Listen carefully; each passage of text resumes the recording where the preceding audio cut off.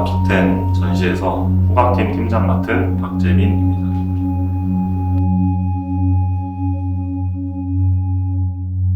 다른 감각들도 마찬가지일 것 같은데 제일 어떻게 보면 감각적으로 풀어낼 수 있는 감각이 후각이라 생각을 해서 후각을 선택을 했습니다.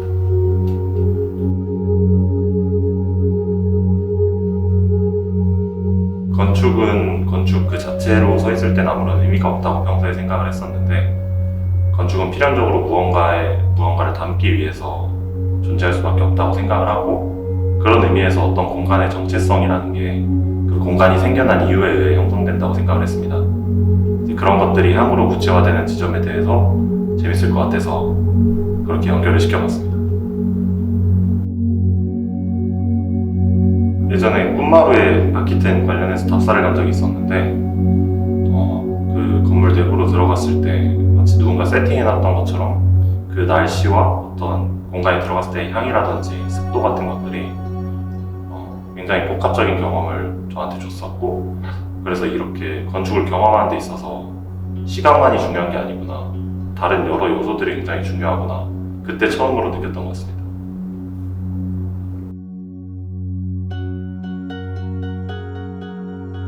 저희는 여러 가지가 있었던 것 같은데 가장 주요했던 거 3가지만 얘기를 해드리면 건축은 무언가를 담는 그릇이라는 것과 그리고 도시라는 공간은 우리 모두가 살아가면서 무한한 다면성을 가지고 있다는 것 그리고 공간의 정체성이 향으로서 구체화된다는 거죠.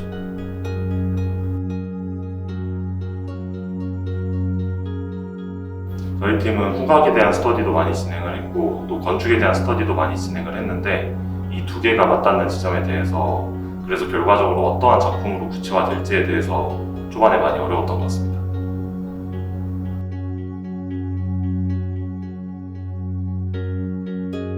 저희 팀은 이번 전시에서 기본적으로 시퀀스가 없는 전시를 지향하고 있었고 그래도 위계가 존재한다면 관람객들 모두가 같이 만들어가는 지도가 있는데 그게 가장 중요한 파트인 것 같습니다.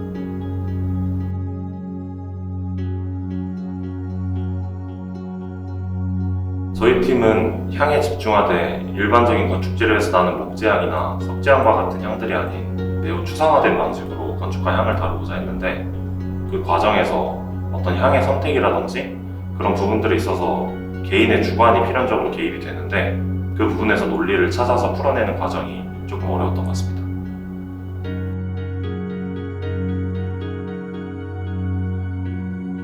여러 번 전시를 관람객의 입장에서 보면서 시간이 지나고 그 전시에 대해 남았던 기억은 눈으로는 작품을 보고 있지만 머릿속으로는 제 기억과 어떤 추억들을 생각하고 있었을 때였던 것 같아서 저희 작품도 관람객들께서 관람을 하시면서 본인의 기억이나 어떤 추억들을 생각을 하시면서 관람하면 좋을 것 같습니다.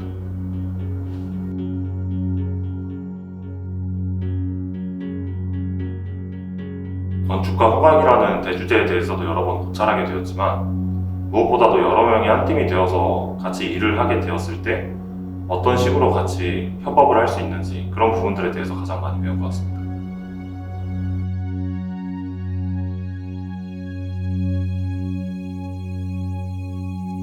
공간에 눈에 보이지 않는 성격이 향으로서 구체화된다는 것.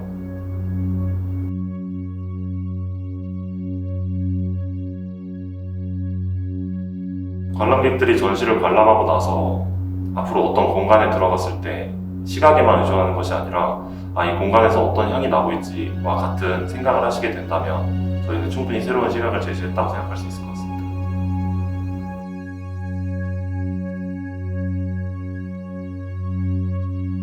처음에 이 기획안을 처음 읽었을 때 감각과 건축하면 페터 춤토르의 작업들이 많이 생각이 났었는데요. 뭔가 현대 건축이 점점 기술화되고 첨단화되면서 뭔가 인간에 대한 집중은 조금씩 옅어지는 것 같은데 감각에 대해서 집중하다 보면 자연스럽게 조금 더 따뜻하고 인간 친화적인 건축물들도 많이 생겨날 것 같다고 생각합니다.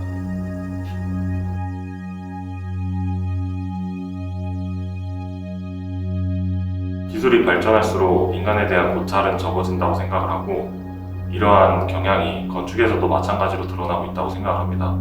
그래서 후각이라는 어떻게 보면 생명체 중심적인 감각의 접근법이 그런 딱딱해져가고 차가워지는 어떤 건축의 접근법이 되지 않을까, 해결책이 되지 않을까 생각합니다.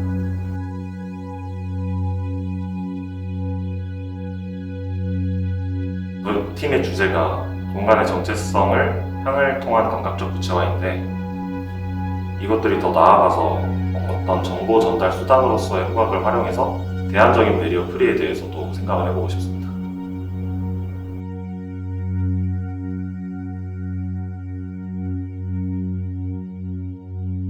저에게도 하고 싶은 말인데, 얽매이지 않았으면 좋겠다는 생각? 그게 무엇이든 간에 학교에서도 교수님의 의견도 하나의 의견일 뿐이니까, 그리고 좀 더 엉뚱해졌으면 좋겠다는 생각을 많이 합니다.